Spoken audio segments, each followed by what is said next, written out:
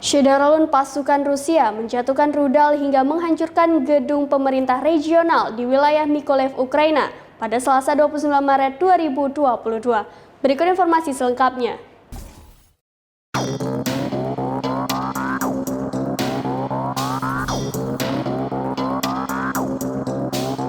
Syederalun pasukan Rusia menjatuhkan rudal hingga menghancurkan gedung pemerintah regional di wilayah Mykolaiv, Ukraina pada Selasa 29 Maret 2022.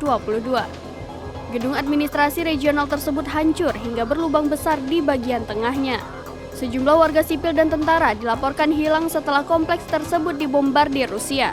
Dilansir The Moscow Times dari AFP, Wali Kota Mykolaiv, Vitali Kim, membenarkan serangan tersebut dalam sebuah pernyataan video yang diunggah ke Facebook.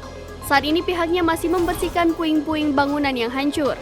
Lebih dari setengah bangunan gedung hancur, menyisakan lubang di bangunan gedung tersebut.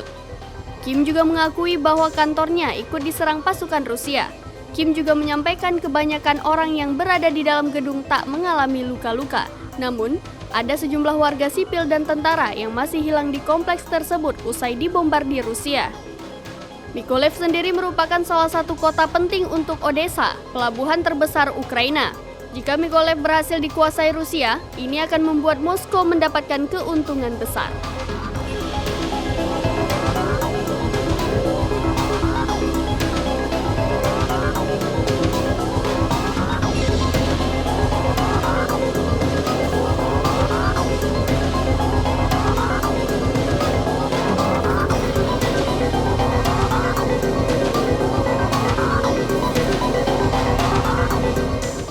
Demikian informasi terkini terkait konflik Rusia dan Ukraina. Saksikan terus berita lainnya di kanal YouTube Serambion TV.